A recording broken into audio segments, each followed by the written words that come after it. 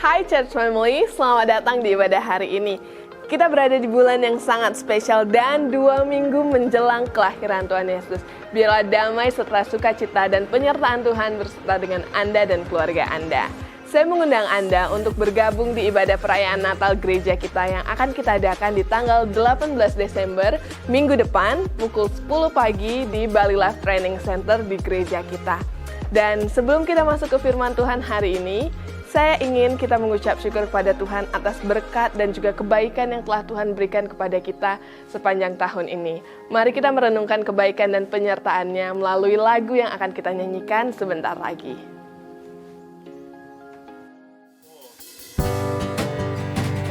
Joy to the world,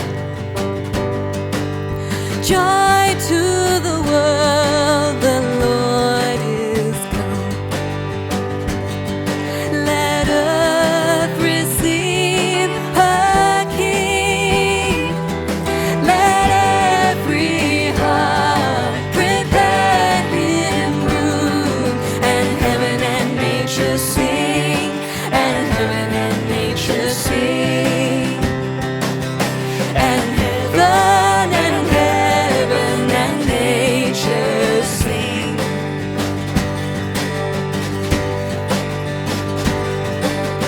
Joy to the world, the Savior reigns. Let men their songs employ, while fields and floods, rocks, hills and plains repeat the sounding joy, repeat the sounding joy.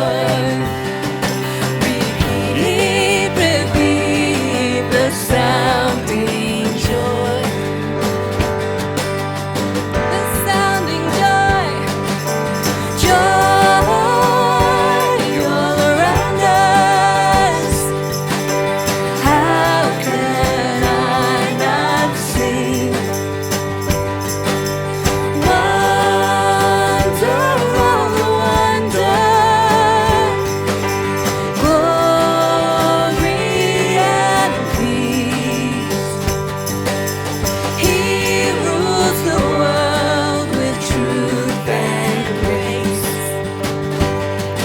and makes the nations prove the glories of His righteousness, and wonders of His love, and wonders of His love, and wonders of His love. Oh Jesus, joy all around us. How can I not sing? Wonder, wonder, wonder. Heaven is here.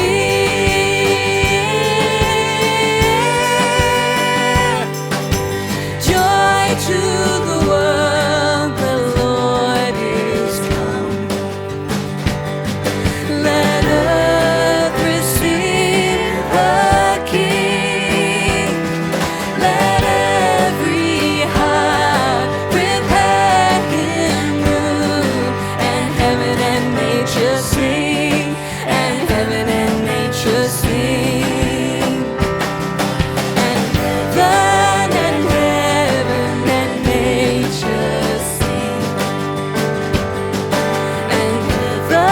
and heaven and nature sing.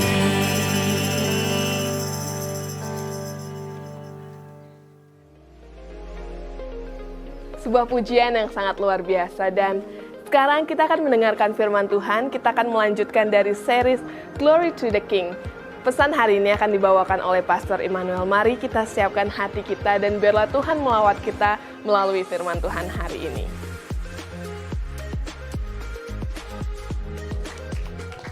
Thank you. Thank you. Selamat pagi semuanya. Good morning, everybody. Boleh kasih senyum dong?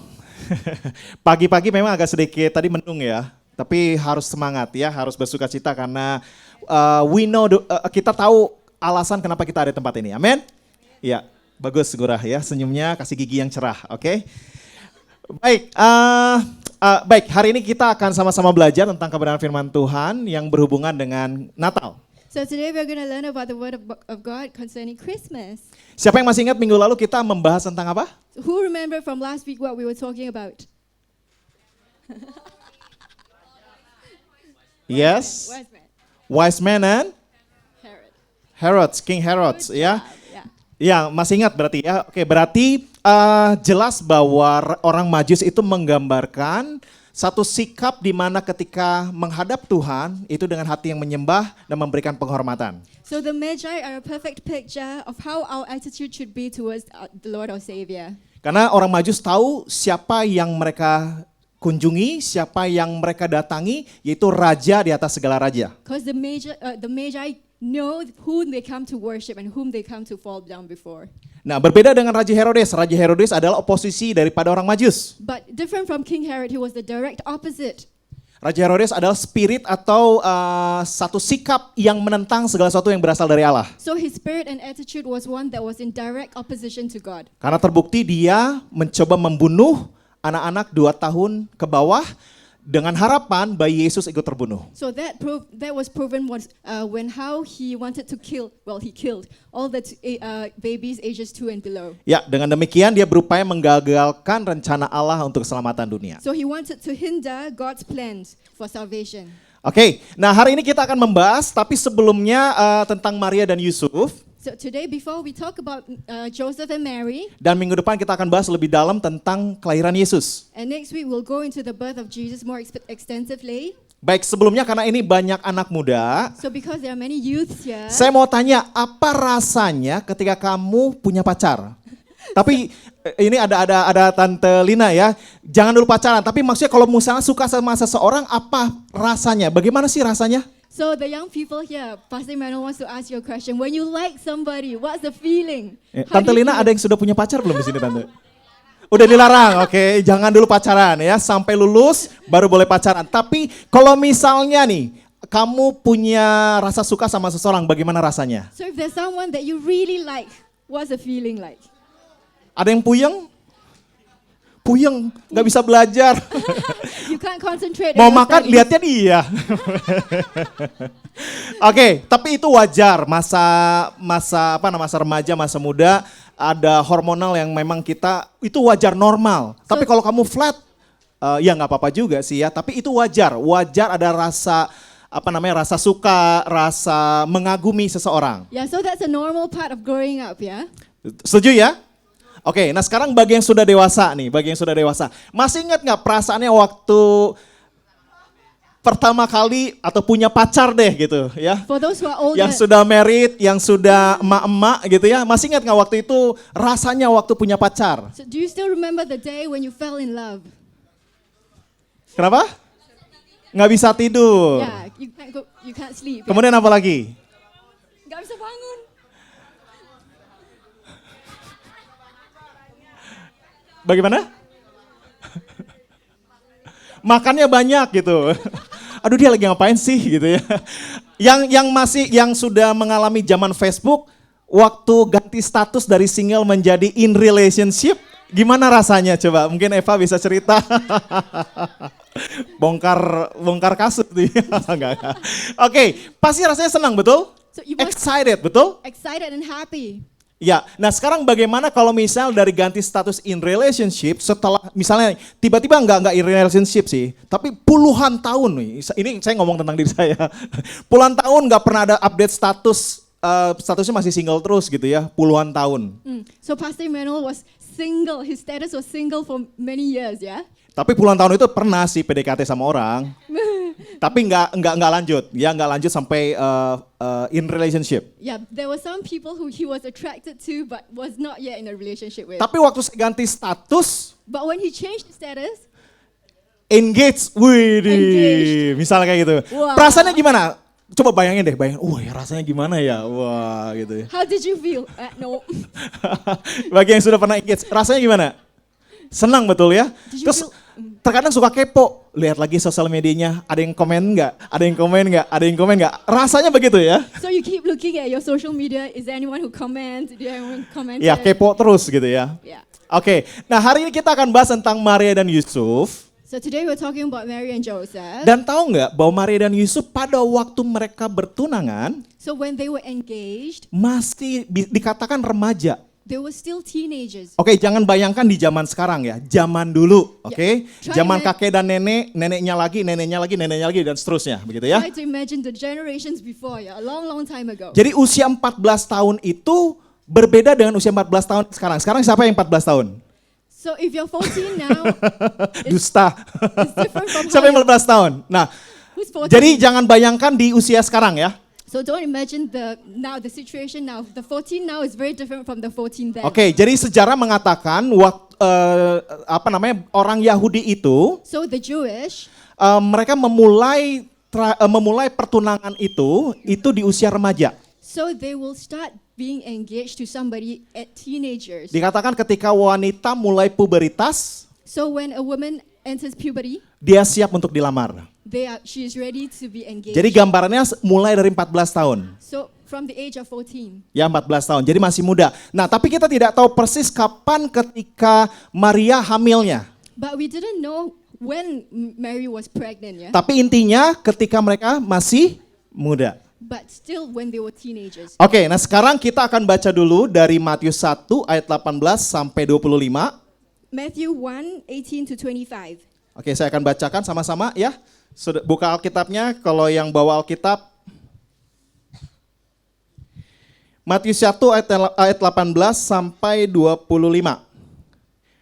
Kelahiran Yesus Kristus adalah seperti berikut. Pada waktu Maria ibunya bertunangan dengan Yusuf, ternyata ia mengandung dari Roh Kudus sebelum mereka hidup sebagai suami istri.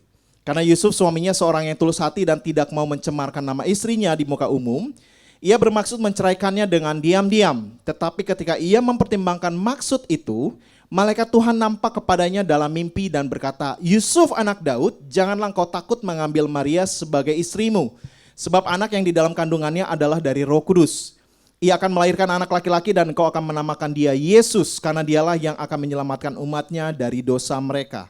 Hal itu terjadi supaya genaplah yang difirmankan Tuhan oleh Nabi. Sesungguhnya anak darah itu akan mengandung dan melahirkan seorang anak laki-laki dan mereka akan menamakan dia Immanuel, yang berarti Allah menyertai kita.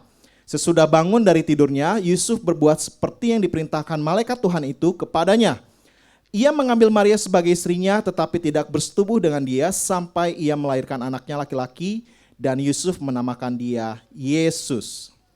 Oke, kita sudah baca. Jadi ayat 18 dikatakan setelah Maria dan Yusuf bertunangan, So in verse 18 it says that after they got engaged, ternyata Maria mengandung dari Roh Kudus Mary was actually pregnant by the Holy Spirit sebelum mereka hidup sebagai suami istri. before they lived as husband and wife. Ketika saya merenungkan ini, saya bertanya kenapa Tuhan mengambil satu kisah atau membuat satu kisah yang cukup bertentangan dengan norma masyarakat. So Pastor Emmanuel is thinking, why did God do things in such a way so abnormal towards the law, yeah? Paham ya? Against the law.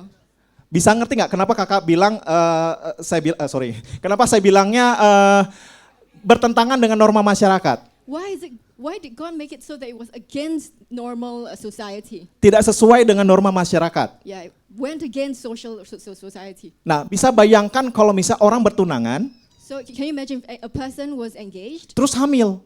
and then she got Padahal pregnant, mereka jaraknya jauhan, jarang bertemu. and they never met, but she got pregnant. Bisa bayangkan apa reaksi dari si prianya atau entah pria atau pria ya tentunya.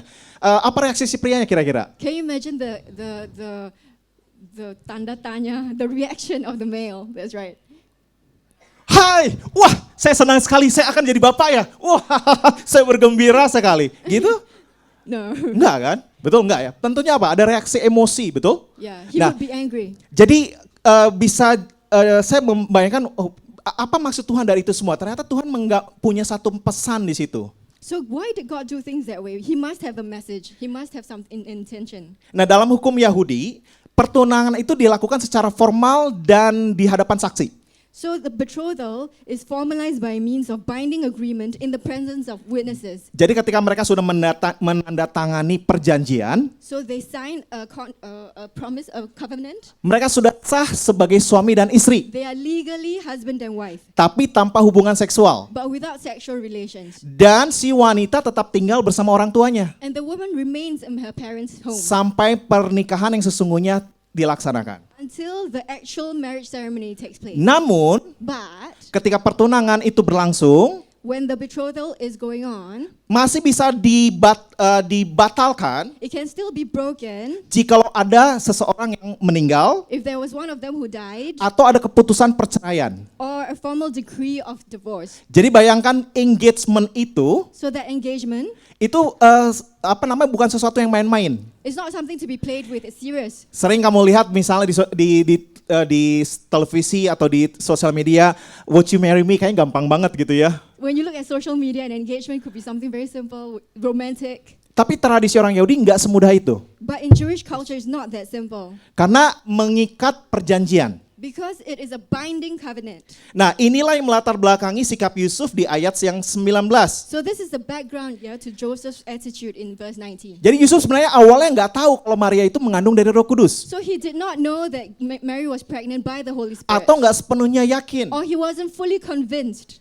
Karena pada saat itu pernyataan Tuhan secara adikodrati masih sangat jarang. Because at that time, God very rarely moved in a supernatural manner. Jadi wajar nggak Yusufnya tercengang begitu? So naturally, Joseph would be thinking that Mary had betrayed him. Wajar ya? Yeah. Wajar nggak Yusuf berprasangka bahwa Maria itu berkhianat?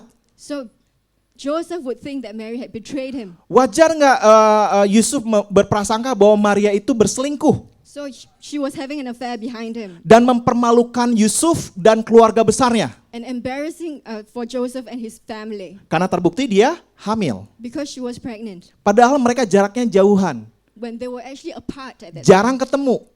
They rarely met. Hamil dari mana? So where did the pregnancy Jadi come from? wajar ya Yusuf berprasangka atau berpraduga seperti itu, So it betul? was natural for Joseph to think that way. Nah, jadi Yusuf ini diperhadapkan dengan dua pilihan. So Joseph was faced with two choices. Pilihan yang pertama, The first one was dia melampiaskan kekecewaannya. Aku benci kamu ya, kamu. Misal kayak gitu. Contoh kalau drama Korea atau misal India gitu ya, sambil nari, sambil sana begitu ya. Kalau yang Opa, misalnya gitu. Kalau yang Korea misal kayak gitu-gitu. Wajar nggak dia bisa nggak dia mengungkapkan kekecewaan seperti itu? so it would have been natural for him to vent his frustration and his Jadi pilihan disappointment. pertama, Yusuf bisa meledakkan emosinya. So he could vent his disappointment Terus membuat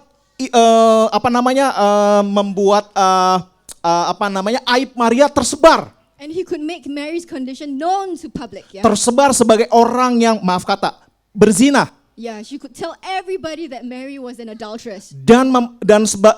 Pada zaman itu ketika orang ketahuan berzina, And at that time when you were found out to be dia having akan dirazam dengan batu an affair, you would be killed by sampai stoning mati. until you die. Karena itu tuntutan hukum yang berlaku pada saat itu. That is the law at that time. Itu pilihan pertama ya. That's the first choice. Kalau misalnya di zaman sekarang update status #Maria aku benci, apalagi tersebar begitu ya. Dalam satu ketika ribuan komen langsung datang, betul? So in your Instagram, you'll be #I hate her, #she betrayed me. Iya. Itu zaman sekarang. Oke, nah sekarang pilihan yang kedua adalah Yusuf dapat menceraikan Maria secara diam-diam. Or he could also divorce her secretly. Salah satu-satunya pilihan yang memungkinkan dia tetap mempertahankan integritasnya So he could do that, secretly divorce her and retain his integrity sebagai orang yang taat kepada Tuhan, as someone who obeys God's laws namun menyelamatkan Maria and also save Mary from public disgrace. secara publik ya, Ya. dan mungkin menyelamatkan Maria kemungkinan akan dari kematian. And save her from death by stoning. Oke, nah karena pada saat itu Because at that time, memungkinkan untuk orang cerai so people were able to get divorced secara tertutup. Secretly. Jadi orang yang sudah bertunangan masih bisa cerai secara tertutup Yeah, you could be engaged, but afterwards get divorced. tanpa diketahui orang secretly. banyak. Not known by many people. Jadi sepertinya win-win solution, betul? Could be a win-win solution. Si Yusufnya tidak tertekan secara mental karena menikahi wanita yang sedang hamil. So Joseph was not to fulfill his moral obligation. Tapi Maria juga selamat dari bilangnya bahasanya sanksi hukum masyarakat. And Mary was also to be saved from the sanction of the laws, yeah? Oke, nah sekarang kita coba pikirkan bagaimana dengan situasi lingkungan kita jikalau menghadapi satu situasi yang seperti Yusuf ini. So what would you do when if you are in Joseph's situation? Seperti yang tadi saya bilang, secara umum orang yang normal pasti dia akan marah, dia akan sedih, dia akan kecewa. Yeah, a normal person would be angry, he'd be sad, he'd be disappointed. Atau bahkan memikirkan pembalasan. Or maybe and think about revenge. Atau bahkan yang lebih buruk lagi, Or even worse, akan melakukan sesuatu yang jahat terhadap pasangannya do something bad or harmful. atau dirinya sendiri. Or even to himself. Betul? Pernah dengar nggak ada berita orang diputus pacarnya langsung So have you heard melakukan on hal the yang buruk? news? Yeah. Banyak. Ya? Atau melakukan hal-hal yang tidak layak Yeah. sampai akhirnya bunuh diri. Film-film Korea ada kayak gitu ya. Nah, itulah dunia kita saat ini. So that's the condition of the world that we live in now. Bahwa ketika orang menghadapi satu situasi yang sulit, When we face difficult situations, mereka mencari jalan yang singkat. they find shortcuts, yeah, to vent that frustration. Mereka nggak mau hadapi masalah itu, They don't want to face the problem. tapi mereka melarikan diri dari masalah itu. They run away from their problems. Oke, nah sekarang kita lihat di ayat 19. Verse 19. Dikatakan bahwa Yusuf seorang yang tulus hati dan tidak mau mencemarkan nama istrinya di muka umum. So Joseph was a sincere man. He did not want to defame his wife in public. Nah, saya yakin bahwa setiap kalimat, setiap kata di Alkitab itu ada makna atau ada pesan yang Tuhan mau kita ketahui. So every word in the Bible, there is an intention that God wants to reveal to us. Nah, setelah saya coba pelajari, So when Pak Emmanuel studied, dikatakan tulus hati itu, the term sincere, Yusuf seorang yang tulus hati dikatakan seperti itu kan? Itu berarti seorang yang benar di hadapan Tuhan. someone who was right in the eyes of God. Yang benar-benar menjaga hukumnya Tuhan. He cared about God's laws. He wanted to obey God's laws. Jadi ada penekanan khusus di situ. So there's a special emphasis. Dia adalah seorang yang benar-benar percaya kepada Tuhan He truly believed in God dan dengan hati-hati mematuhi perintah Tuhan. and carefully obeyed God's truth. Oleh karena itu, And because of that, dia memikirkan untuk tidak mau mencemarkan nama Maria di muka umum he did not want to defame Mary in public dan memilih untuk menceraikannya secara diam-diam. and chose to divorce her secretly. Baik ya. Very Itulah nice. Yusuf. Very nice man. Nah, saya sangat senang dengan ayat 20 ini karena dikatakan bahwa kemudian kita lanjut di ayat 20 So in verse 20, bahwa dikatakan tetapi ketika ia mempertimbangkan maksud itu. it says that Joseph considered the meaning of these things. Nah, jadi setelah Yusuf dicatat di dalam Alkitab bahwa dia seorang yang tulus hati So Joseph was said to be a sincere person, dan dia tidak mau mencemarkan nama Maria. and he didn't want to defame Mary. Lalu dikatakan di ayat 20 bahwa dia mempertimbangkan maksud itu. In verse 20, it says that he was thinking about all these things. Penting bagi seorang pria, ini yang laki-laki nih, ingat baik-baik ya, penting bagi seorang pria, It's important for a man untuk kita tuh tidak dikendalikan oleh emosi kita. not to be controlled by your emotions, Tidak dikendalikan oleh logika kita, not to be controlled by your reasoning and logic, tapi dikendalikan oleh Tuhan. but be controlled by God or the Holy Spirit. Kenapa? Why? Karena laki dan perempuan berbeda, Because betul? men and women are different. Apa kelebihan pria daripada wanita? What's the advantage of men? Apa yang against Tuhan women? ciptakan lebih berbeda daripada wanita? So what did God create in men that's Yuk yang different? laki-laki coba, can you ganteng, yang perempuan cantik ya, sama. Equal. Tapi apa yang berbeda yang Tuhan ciptakan dari seorang pria? Equal but different. What's the difference? Apa? Hai? Bertanggung jawab. To be responsible. You have what? Muscle, yeah. Apa? Strength. Iya, Tuhan kasih kekuatan yang lebih besar daripada wanita. Jadi wanita mau nge-gym berapa hari sekali, makan seberapa hebat, ototnya tidak bisa bertumbuh seperti pria. So God made men stronger, physically stronger than women, yeah? Kecuali dia minum suplemen. So you have to Betul Ibu ya? Ada Ibu Ivi yang sekarang rutin di gym. Jadi berbedanya pria dengan wanita, pria itu dikasih kekuatan yang lebih sama Tuhan. So God gives men supernatural strength. Oh, no. Stronger than women. Yes. Dan kemudian yang diciptakan pertama siapa? Laki atau perempuan? So God created Adam first, the man first. Kenapa Tuhan ciptakan laki duluan? Why? Why Adam first? Siapa yang pertama Tuhan kasih perintah untuk memberi nama semua binatang? So who? Siapa yang Tuhan kasih perintah untuk untuk boleh makan semua buah-buahan yang ada di taman kecuali buah-buahan tertentu? So when God created Adam, He gave him all the commandments, yeah? Terus siapa yang Tuhan kasih perintahkan untuk mengupayakan taman yang ada di hadapannya dia? So- Adam. Apa itu artinya? Artinya Tuhan memberikan visi sama pria, Tuhan memberikan kekuatan sama pria. So God gave Adam the vision and the strength to run the world that He has created. That's right. Dan Tuhan berikan wibawanya Tuhan God kepada gave pria. God's authority to men. Nah, kenapa saya bahas ini? Karena saya senang Yusuf dikatakan dia mempertimbangkan, dia memikirkan, dia merenungkan. So Joseph was somebody who contemplated, who reflected, yeah? Jadi keputusan yang dia mau lakukan not driven by his own understanding. So the decisions that he made was not driven by his own understanding. Tapi dia mempertimbangkan apa yang Tuhan mau atas situasinya dia. But he was asking God what to do in this situation. Nah, ini penting buat setiap pria.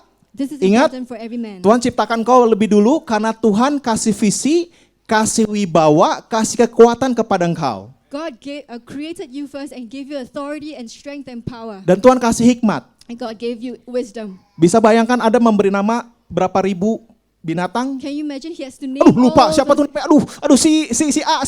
Enggak gitu kan? Dia pasti ingat Tuhan kasih wibawa, kasih hikmat. Yes, he gave strength in order to name all the animals. Makanya penting bagi setiap pria. So important for every man Point number 1 is driven by God. to be driven by God. Kita lihat dari kisahnya Yusuf bahwa dia digerakkan oleh Tuhan. So Joseph was driven by God. Maka dikatakan bahwa dia mempertimbangkan maksud itu. So he contemplated, he reflected the meaning of these things. Karena dia digerakkan oleh Tuhan. He was moved by God. Dia nggak dikendalikan atau digerakkan oleh emosi dan pikirannya semata. He was not controlled by his emotion or his own logical thinking. Tapi dia digerakkan oleh Tuhan. He was moved by God, driven by God. Oke, nah sekarang di ayat yang selanjutnya dikatakan bahwa akhirnya ketika Yusuf sedang mempertimbangkan maksud itu, So it says further in verse 20, lalu tiba-tiba ada malaikat datang the angel of the Lord appeared to di dalam mimpinya Yusuf. in a dream. Dan di sini ada hal yang penting juga di sini, bahwa dikatakan bahwa apa yang pertama kali Tuhan katakan ketika berbicara di dalam mimpinya Yusuf. Coba lihat di Alkitabnya. So what was the first thing that God said when he talked to Joseph? Sebelum itu, tadi ada yang sudah jawab. Ngurah? Apa? Yusuf apa? Suf gitu. Suf. Nggak gitu kan? Apa? Coba yang lengkap. Yes. Hah? Yusuf anak Daud. So the emphasis is Joseph, the son of David. Jadi Tuhan menyebutkan Yusuf anak Daud. So God called him Joseph, son Saya of nggak tahu dengan David. pengalaman Anda sekalian, I don't know about your tapi kalau saya punya pengalaman, ketika bapak saya panggil saya, biasanya ya teman depan, atau D, biasanya adik gitu karena yang paling kecil. Itu kalau misalnya saya nggak dengar, D, terus langsung kalau misalnya dia saya belum merespon, dia akan panggil Immanuel Edi Panatasitorus. Udah kayak gitu, lu harus datang. Ngerti maksudnya? So Okay. when your father calls Pastor Emmanuel or and he doesn't hear, then he will say again, Dad, adik, which is a younger sibling. And then when he still doesn't respond, then he will call him by the full name, Emmanuel Sitorus. Edi Panatasitorus. Yeah. Immanuel Edi Panatasitorus, dan itu harus datang. Yeah, and then you must respond. If you don't respond, Karena saya tahu kalau nggak merespon, ya dia marah. yeah, Ngerti maksudnya? yeah. Kenapa saya harus segera merespon ketika memanggil Immanuel Edi Panatasitorus? So why must Pastor Emmanuel respond when the Coba. full name is called? Kenapa? That's your identity. That's your Itu identity. identitasnya saya. Ketika Tuhan katakan Yusuf anak Daud, that's your identity. Yes. So when God says Joseph, son of David, that was his identity. Itu bukan panggilan biasa. It wasn't a normal. Itu menegaskan bahwa engkau Yusuf, engkau adalah keturunan dari Raja Daud dan anakmu itu akan menjadi raja. So you are Joseph, the son of the King David, yeah, and your son will also be in the lineage of King David. Jadi Tuhan memanggil dan mengkonfirmasi tentang apa yang terjadi dengan Maria dan Yusuf. So God was confirming that what was in the tummy of Mary was his. Dia mengatakan identitasnya Yusuf sebagai keturunan Raja Daud dan akan mewariskan tahta kerajaan dari Allah. So that identity that Joseph had also meant that Jesus was to inherit the throne of King David. Ya, nah kemudian selanjutnya dikatakan setelah dia bangun dari tidurnya, Yusuf berbuat, saya baca di ayat 24 ya. Sesudah bangun dari tidurnya, Yusuf berbuat seperti yang diperintahkan malaikat Tuhan itu kepadanya. Ia mengambil Maria sebagai istrinya, tetapi tidak bersetubuh dengan dia, sampai ia melahirkan anaknya laki-laki dan Yusuf menamakan dia Yesus. Jadi di ayat 24 ini dikatakan Yusuf melakukan, dia nggak nanya lagi, dia nggak argumen, Tuhan kenapa begini? Sakit hati Tuhan, sakitnya itu di sini, sesuatu banget Tuhan. Dia nggak ngomong gitu, dia taat. Karena Tuhan bilang, Yusuf, engkau anak dari keturunan Daud. Dan aku punya maksud buat kehidupanmu dan Maria. Dan Maria itu mengandung dari Roh Kudus. Dikonfirmasi, dipertegas tentang apa yang terjadi dengan mereka. So in verse 24, Joseph immediately obeyed, yeah? He took Mary as his wife. There was no with him, okay? Ya. Jadi poin kedua yang kita pelajari dari kisah ini adalah obey God's will atau mematuhi kehendak Tuhan. The second point is to obey God's will.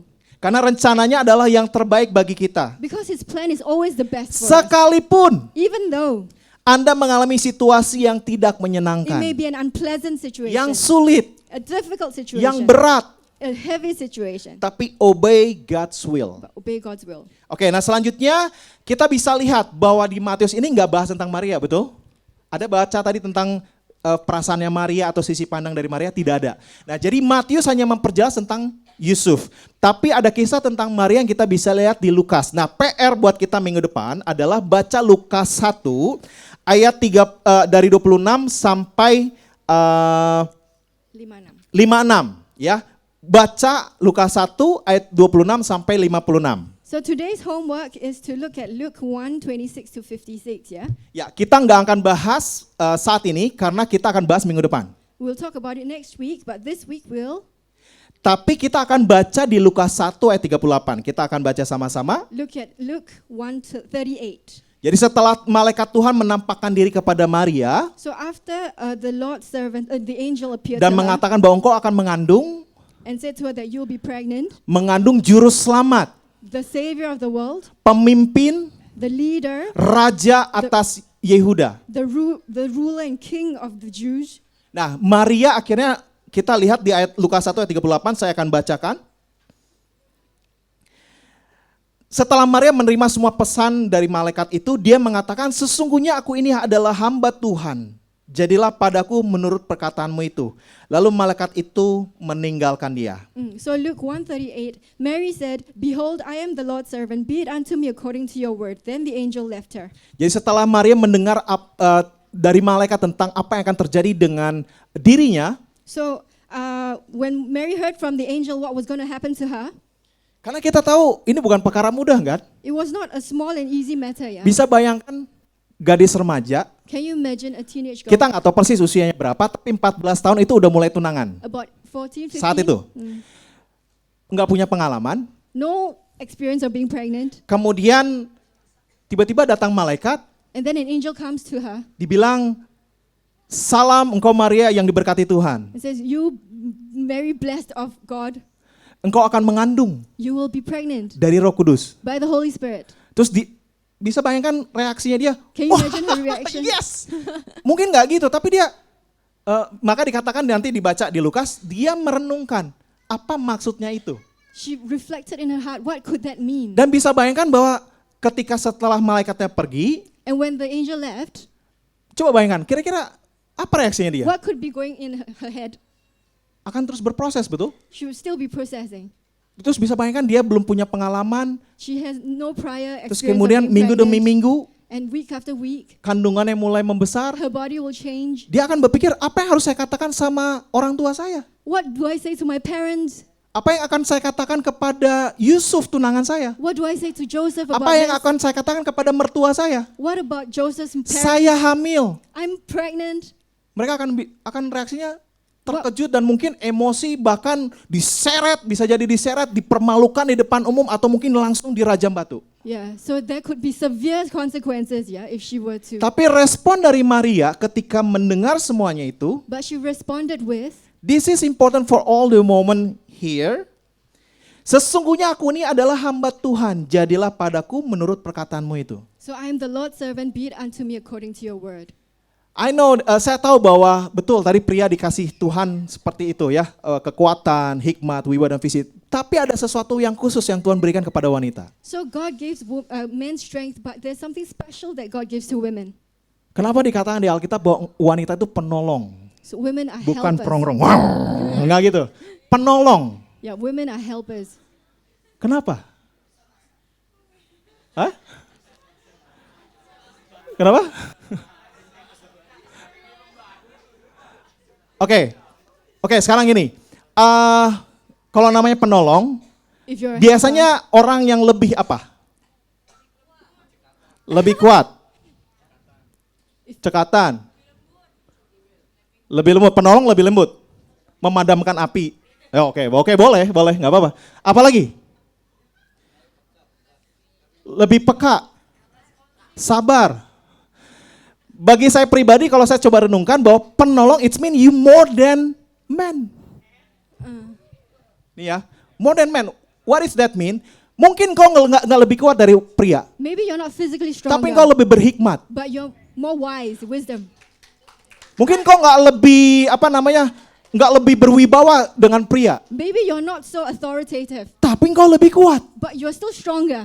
Survei membuktikan Surveys have proven banyak orang mengalami gangguan jiwa that many people are itu pria.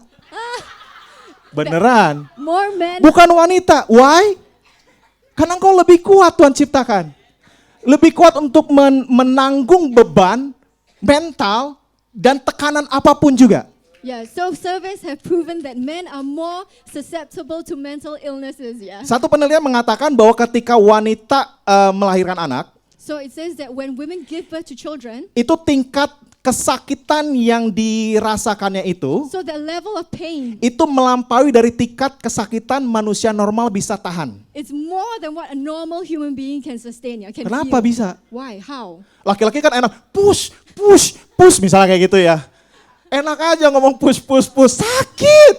Betul yang ibu-ibu yang melahirkan secara normal? Nah, itu saya punya teman dekat saya, So by my close friend, dia laki, he's a man. terus dia bilang gini, istri saya mau melahirkan, So he said, my wife is giving birth, tapi istri saya punya tekanan darah tinggi. but my wife has You high blood pressure. you know what I mean ya, High punya blood tekanan darah pressure. tinggi.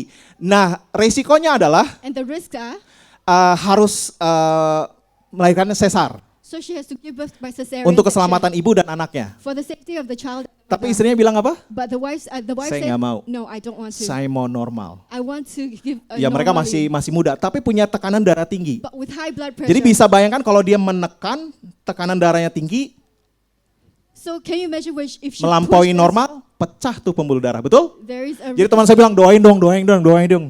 yeah. So the friend was like saying, pray for her, Jadi pray for us. ya jadi kita doain bareng, So pray together, terus akhirnya melahirkan and she gave birth, dan semua sehat, ibu dan anaknya. and Can both you are imagine? safe and healthy. Karena wanita kuat secara mental. Because women So are you need very to be strong. proud. Yeah, Yes. woman, you need to be proud for yourself. Yes. No matter what the world say about you, you need to be proud for yourself. Yes. Okay? Yes. Because you are strong. Yes. Tuhan kasih kekuatan yang lebih untuk kau bisa menahan tekanan apapun. So God gives you strength to face all kinds of pressures. Yeah. Jadi itulah yang Maria alami. So that was what Mary was facing. Tapi dia dengan satu pengertian yang lebih mengatakan bahwa aku ini hamba Tuhan. So Mary says, I am your servant. Segala perkara dapat aku tangani. I can do all things Because I'm a servant of God. because I am your servant. Dan jadilah padaku menurut perkataanmu itu. Be it unto me according to your word. Maka ini kata-kata yang saya encourage buat setiap orang wanita untuk tanamkan dalam hatimu bahwa engkau adalah hambanya Tuhan. Bahwa penting untuk setiap wanita mengatakan jadilah padaku sesuai dengan rencananya Tuhan. So it's important for every woman to say that, let it be to me according to your word. Dan yang poin ketiga yaitu we are God's servant. Point 3, Jadilah padaku sesuai dengan kehendakmu. be it unto me according to your word. Nah, singkat cerita setelah peristiwa itu akhirnya Maria mengunjungi Elizabeth. Encounter with the angel, Mary went to Elizabeth. Elizabeth itu adalah wanita yang mandul, So Elizabeth was old and barren, tapi mendapatkan mujizat bisa mengandung bayi, yaitu nanti lahirlah Yohanes Pembaptis ya. but she was pregnant with John the Baptist, yeah? Nah, yang penting dari kisah ini adalah ketika Maria mengatakan aku ini hamba Tuhan dan jadilah padaku sesuai dengan kehendakmu. So when Mary said that, I am God's servant, be it unto me according to his word. Hal yang berikutnya yang penting dari kehidupan Maria adalah dia nggak cerita ke orang-orang. She didn't tell anybody else about it.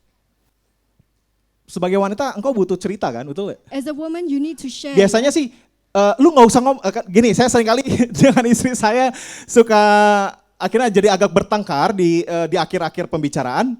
So Pastor Emmanuel and Pastor Rachel will usually have a little bit of disagreement. Karena biasanya wanita tuh gue pengen ngomong doang. Lu gak usah komentar, gue pengen ngomong gitu. Bahasa Jakartanya begitulah. Because a woman only wants to be heard. She wants to talk. Tapi and she wants laki-laki to be kan heard. pengennya enggak dong, harusnya begini dong. But a man will always want to give egonya gini kan. solutions, yeah. Enggak, ini harusnya begini. Pengennya begitu. Tapi sebenarnya wanita banyak kan pengennya cerita, Yeah, didengar, a betul? woman only wants to be heard, yeah? Jadi Maria enggak sembarangan cerita ke orang-orang. So Mary didn't go to everybody. Dia pergi ke Elizabeth, She went to Elizabeth. wanita yang takut sama Tuhan juga. Somebody who also feared God. Dia mencari hikmatnya Tuhan. She was looking for God's Dia wisdom. mencari konfirmasi Tuhan atas apa yang terjadi dalam kehidupannya dia. She was looking for confirmation on what was happening in her life. Dia memilih inner circle, orang-orang yang terdekat dengan dia yang tepat. So she chose somebody who was right for her in her inner circle. Yaitu wanita yang bisa berbicara secara hikmatnya Tuhan. Someone who could tell her about God's wisdom. Wanita yang bisa berbicara peneguhan sesuai dengan firman Tuhan. Someone who could confirm God's word for her. Wanita yang bisa berdoa bersama dengan dia dan memuliakan Tuhan. Someone who could pray with her and glorify God together with her. So this is important for you woman in here, okay? Bahwa carilah teman yang bisa berdoa bersama dengan kau. So find a friend, for all of us women, someone who can pray with us, Carilah teman yang bisa memuji Tuhan bareng sama engkau. who can praise God together with us, Carilah teman yang bisa menyampaikan pesannya Tuhan buat engkau. who can confirm God's word upon our lives, Carilah teman yang bisa meresponi engkau dengan hikmatnya Tuhan. to respond with God's wisdom towards you. Jangan cari teman yang waktu engkau cerita, iya sih itu memang begitu, udah memang begitu. Oh, tahu nggak kemarin lo anu gitu ya. Oke, silakan Ibu. Tak tahu aku. Karena biasanya wanita, nggak biasanya, beberapa wanita cenderung senang kalau dikomporin gitu. Beneran loh, kamu nggak ngomong si A, si A tuh aduh, tuh si B ngomongnya begini, si C ngomong gini, udah, ngerti maksud saya? So maybe Pastor Emmanuel is saying like women love drama, yeah? We love to. Yeah, correct. Cowoknya nggak peka. Gossip, drama.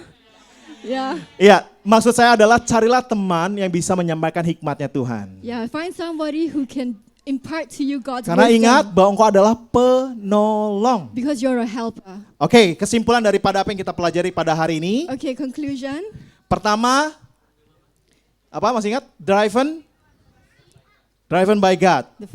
Driven by God. Atau dikendalikan oleh kebenaran firman Tuhan. Controlled by the truth of God's Nah ini word. penting.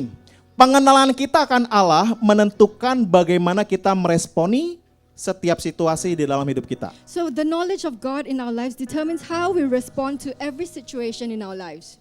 Jadi baca firman Tuhan So read His word untuk kita memperoleh hikmat for us to gain wisdom dan bijak and be wise di dalam menjalani kehidupan kita. in living our lives. Saya pernah cerita di sini dan beberapa kali di youth juga. Saya tuh bukan orang yang pinter, ngerti ya? Saya waktu kecil suka dibilangnya anak bawang, anak yang banyak ditoleransiin lah gitu. So Pastor Emmanuel was not someone who was very clever when he was young. Terus saya pernah cerita juga bahwa abang saya sering kalau berkelahi dengan saya, dia sering apa bahasa Indonesia ya? Jedukin kepala saya ke tembok atau ke lantai. Oh dear. So when he fights with his older sibling would push his head against Jadi the saya wall. waktu dari kecil sampai sebelum menerima Tuhan, saya ngerasa saya bodoh. So Pastor Emmanuel will always think that he's stupid. Jadi saya hanya ngikutin, ya udah teman lakukan itu saya ikutin. So he will follow what other people are doing. Saya ngerasa saya nggak punya kelebihan. So there was nothing that stands out Sampai akhirnya saya bertobat, until he repented terima Tuhan Yesus secara and received pribadi. Jesus. Terus saya dengar bahwa dari Amsal yang mengatakan bahwa takut akan Tuhan adalah permulaan hikmat. So it says in Proverbs 3:5, yeah, the fear of the Lord is the beginning of wisdom. Terus dari saat itu saya mulai ngomong sama diri saya, takut akan Tuhan adalah permulaan hikmat. So from that day onwards, he says to himself, the fear of the Lord is the beginning of wisdom. Kemudian hanya firman Tuhan yang mendatangkan pengetahuan. So only the word of God can bring you that Dan knowledge. sejak saat itu saya yakin saya bisa. So from then on, Pak Emmanuel thinks he can do anything. Saya bisa. I can, he says. Usia, maksudnya saya cuma nganggur setahun setelah lulus sekolah. So he was unemployed after 1 year after graduation. Kemudian saya kerja di sekolah, And then mengajar he went to work as a selama teacher 7 tahun. for 7 years. Kemudian banyak hal yang Tuhan tunjukkan dengan berbagai macam hal bahwa saya berharga di hadapan Tuhan. So the many incidents where God showed Pastor Emmanuel how valuable he was to him. Apa yang saya mau sampaikan di sini adalah bahwa penting engkau membaca firman Tuhan So it's important for you to meditate on God's word, supaya engkau bisa mengatasi situasi dalam hidupmu. so you can face whatever problems in your life. Ketika situasi itu datang, When the problem comes, engkau digerakkan oleh firman Tuhan. you are moved by the word Not of by God, your logical. not by your logic. Angka kesehatan mental saat ini di seluruh dunia itu meninggi. So mental illnesses are increasing around the world. Kenapa? Why? Karena manusia Because mencoba mengatasi masalahnya dengan men try to logikanya. deal with problems with their own Dengan mind perasaannya. and their feelings. We can't. We can't. Kita nggak bisa. We can't. Yang kita butuhkan What we need Tuhan. is God, driven by God. driven by God. Yang kedua adalah The second point is obey God's will. obey God's will. Mentaati kehendak Allah. Rencananya adalah yang terbaik bagi kita sekalipun Anda mengalami situasi yang tidak menyenangkan. His plan is always the best for us, even if we experience unpleasant situations. This is important. Perhatikan baik-baik. Yeah. Ketaatan kita menentukan proses yang akan kita jalani dan hasil akhir atas situasi yang kita alami. Our obedience determines the process that we will undergo and the final result of the situation we Anda pernah ngalamin experience. kok kayaknya masalahnya ketemunya ini lagi? Pernah ngalamin itu? Have you ever been in the same situation where you're going around in circles, like the same problem will? Berarti ada sesuatu yang belum selesai. So there is something that is unsolved. Jadi apa yang saya mau sampaikan pada pagi hari ini adalah taat. To obey. Karena ketaatan kita menentukan proses yang akan kita jalani. So we need to obey. Dan hasil akhir dari situasi yang kita alami. So because obedience will determine the process and the final result. Bangsa Israel ketika dia masuk ke tanah perjanjian, So when the Israelites went into itu the sebenarnya promised land, butuhnya beberapa puluh hari. it only needed a few days, like Tapi 3 karena weeks. mereka taat, enggak gitu ya. But they chose to disobey, obey and disobey. Berapa tahun? How many Sampainya? years? 40 years. 40 years. Can you imagine you wasting your time Yeah, for decades just only because you not obey? yeah. Jadi saya mau ajak, you encourage pada hari ini di pesan Natal ini, taat sama Tuhan. Kalau engkau memiliki hubungan yang Tuhan bilang, jangan sama dia. So Taat. obey God. When God says, don't continue with this relationship that you have. Ketika Tuhan bilang, melamar kerja ke tempat ini, taat. So when God says, find employment at this company, be obedient. Ketika Tuhan bilang, stay. When God says Stay. stay where you are. Tapi kamu, enggak, harus begini. Stay. Stay. Ketika Tuhan bilang, stay calm. Stay calm. Yeah. Karena hanya dia yang bisa meredakan badai. Because only He can calm the storm. Yang ketiga adalah, we are God's servant. We are God's servant. You know what the meaning of servant? you not own yourself. You don't own yourself. You do not have any rights to yourself. Jadi hamba itu tidak memiliki hak atas dirinya sendiri. You don't have your own rights, yeah? Nasib hamba ada di tangan tuannya. So the life of the servant is in the hands of the master. Dan tuan bertanggung jawab atas nasib hambanya. And the master is responsible for the well-being of the servant. Jadi pada hari ini yang ketiga adalah pastikan Yesus yang menjadi tuan atas hidupmu. So make sure Jesus is the master of your life. Buat yang muda, mungkin kau merasa, Tuhan saya nggak tahu masa depan saya mau seperti apa. For those who are young, maybe you say, I don't know what Saya the nggak future tahu holds for saya me. bisa kuliah atau enggak. I don't know whether I can go to university or not. Pagi hari ini, This morning, jadikan Tuhan, Tuan dan Raja atas hidupmu. make God the master of your life. Dia akan tanggung jawab dengan hidupmu. He will be responsible. Kamu nggak usah towards mikirin you. nanti gimana enggak. Yang harus kamu lakukan adalah taat sama Tuhan. Bilang, Tuhan engkau Tuhanku, engkau adalah Rajaku, you take care of me. And I believe it. No matter what, I trust in you. No matter what, I want to push myself to trust in you. Even people don't care about me, even people say something bad about me, but I trust you take care of me. You responsible of my life. Harus ngomong gitu. Tuhan, aku percaya. Walaupun orang tuaku menghina aku, gak pernah memikirkan masa depanku, tapi aku percaya masa depanku cerah. Karena saya percaya bahwa itu rencana Tuhan. Rancangan damai sejahtera dan penuh pengharapan.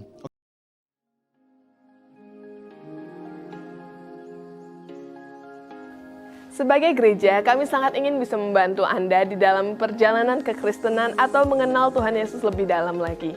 Oleh sebab itu, kami menyediakan opsi yang kami namakan Next Step yang tersedia di kolom deskripsi di bawah ini. Dan jika Anda ingin berkoneksi dengan kami, dan kami juga sangat ingin bisa berkoneksi dengan Anda, kami menyediakan opsi yang kami namakan Want to Connect with Our Church yang tersedia di kolom deskripsi di bawah ini. Dan jika Anda ingin mengetahui lebih lanjut tentang gereja kita atau apa yang terjadi di gereja kita, Anda bisa mengetahuinya melalui sosial media kami di Facebook ataupun di Instagram di @citridebukit dan juga di website kami di citridebukit.com. Jika Anda ingin memberikan persembahan, kami menyediakan opsi secara online yang detailnya akan ditampilkan sebentar lagi.